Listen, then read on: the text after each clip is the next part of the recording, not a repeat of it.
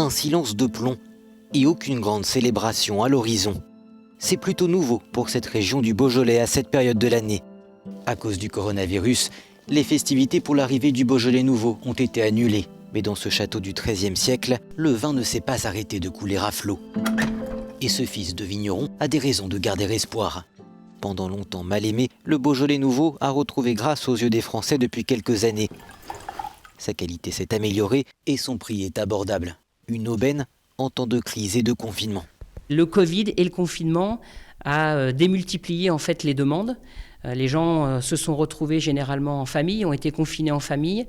Ils cherchaient des vins d'un bon rapport qualité-prix, généralement entre 6 et 10 euros, qui est le positionnement des vins du Beaujolais. La grande distribution est globalement sur des chiffres identiques à ceux de l'an dernier, mais il n'empêche qu'on perd entre 30 et 35% de notre potentiel de vente avec l'ensemble de la restauration qui est fermée.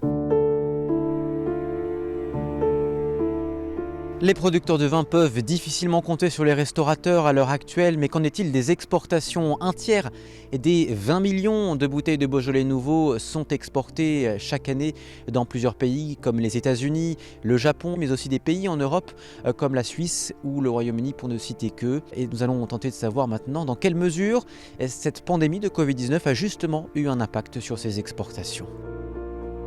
Des pandémies et des conflits, ce vaste domaine agricole en a connu plus d'un.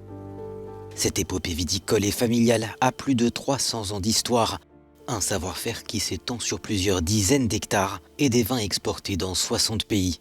Philippe Bardet a repris le flambeau de l'entreprise il y a 4 ans et cette année, le marché tangue. C'est une année compliquée, on a fait du bon vin, mais c'est pas si facile que ça à vendre.